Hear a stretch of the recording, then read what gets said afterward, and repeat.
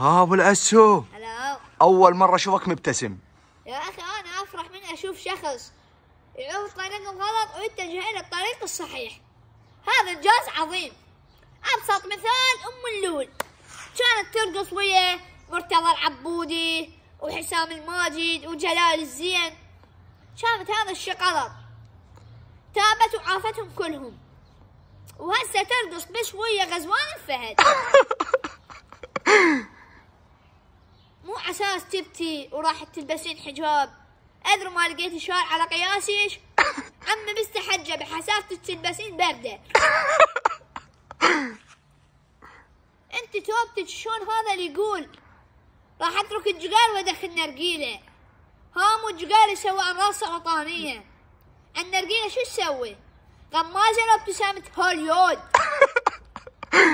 بس يلا غزوان الفهد مو حرام نخش على معزوفات. شنو يا عقلي الخاوسه؟ او ماي جاد يا بويز اسمعوا